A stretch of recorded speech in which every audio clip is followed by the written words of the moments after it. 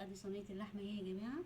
طبعا انا ما عملتش كل كميه اللحمه، لقيتها ما شاء الله كتيره، فقلت لا مش هعملها كتير، لان طبعا لو قعدت كده مش هتتاكل، فمش هنخش في الموضوع ده عشان ايه محدش يعلق في الموضوع ده، مش هتعرفوا فيه.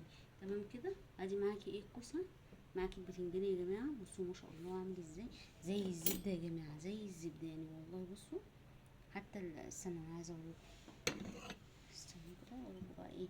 بصوا معلش خلاص، اللي وقع حصل خير. تمام.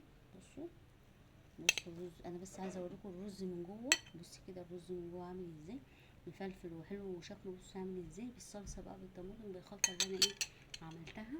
ادي صينيه اللحمه بتتبيله رهيبه، محدش برضك هيقولك عليها زي ما انا منزلالك ايه الفيديو اللي قبليه. بصي بقى ايه، معاكي هنا البرنجان والفلفل والكوسه يا جماعه. بصي كده اللهم بارك اللهم بارك اللهم بارك. طبعا الخلطه هايله، زي ما انتي شفتي الرز اهو عامل ازاي. تمام كده. انا ما بغسلش الرز، كنت الاول بغسله دلوقتي ما بغسلوش، عشان بس ايه ارجع اقول لك انا عملت ايه.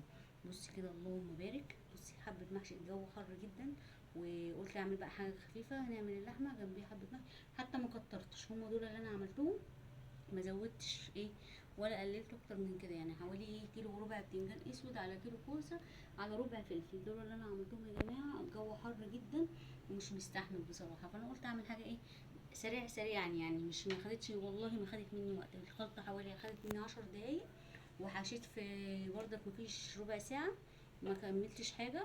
بصوا بقى كده اللهم بارك اهو يا جماعه. طبعا وسقيته عادي بميه، مع التوابل بقى، مع ايه مع كل حاجه اللي انا عاملاها، طبعا التوابل بقى وماجي والكلام ده كله ماشي. وادي الصينيه عملتها من فوق ما دخلتهاش فرن.